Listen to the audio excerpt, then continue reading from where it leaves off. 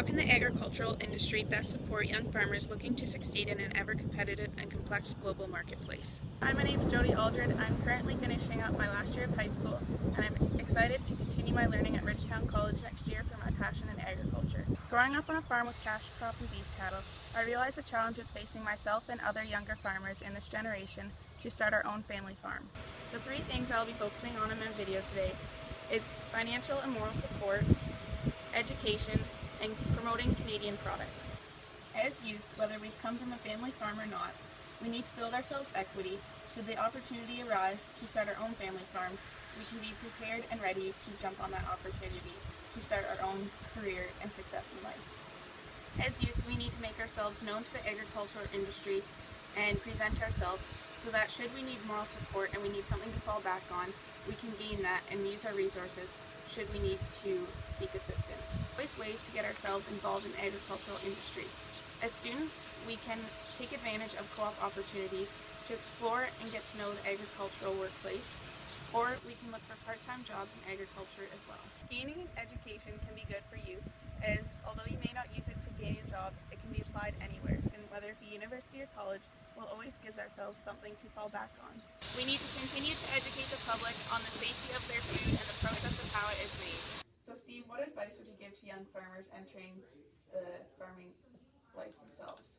Well, it's an interesting era that we're living in because farming has become much more complex, and the investment required to have a viable farm operation or to start out is much higher than it was been in previous generations. And so what I would advise young people to do is to first of all, if you're farming on your own or wanting to start a farm on your own, I mean, you're probably likely going to have some off-farm income to get things going, to build up some equity so that you can either invest in land or invest on the equipment for the land and that kind of thing. So I would really advise young people and young farmers to get an agricultural education to start with, and the track record there right now in terms of graduates coming out of Ridgetown College or coming out of the University of Guelph. I mean, there are a ton of opportunities in agriculture today, more so than in previous generations in terms of the career opportunities or the ability to earn income that could then supplement or go towards establishing a farm operation. So I would really focus on making sure I get my education first. Then I've got that as a backstop, and then look at strategies to both invest in a farming operation, and then probably even cooperatively work with other people in terms of getting some of the operations done on the farm. That could be working with other area farmers. It could be working with agricultural input suppliers, in terms of the leverage you can get to get operations done if you are working off the farm.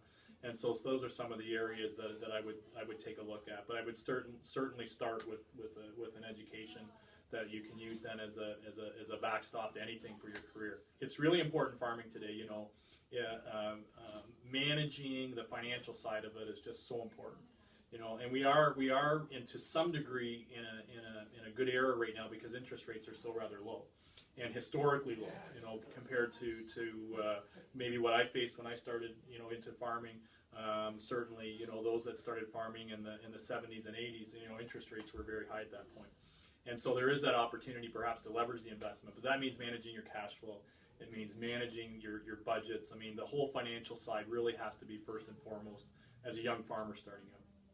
Would you say if interest rates jump 1 to 2%, that there will be land opportunities open up for young farmers to? Yeah, right now we're looking at land prices, and that's a good point. Land prices are on the very high side historically, and it will take it'll take a shift in interest rates, and you're right, to affect land values. Now, in the 1980s, for example, farmers were facing 20+% interest rates, and so the movement there, was quite a few interest points made a difference on the farm. Today, when we're talking about 4%, 5% interest rates, if that increases to 6 or 7%, that's really no different than what farmers in the 80s faced, where you were going from 10% to 20-some percent. And so it's not going to take a big shift in interest rates to have a pretty dramatic impact in terms of what farmers are able to finance. After speaking to a gentleman from the next generation, both a farmer and a businessman, I'm excited and hopeful as being youth in agriculture to follow my dreams of becoming a farmer and an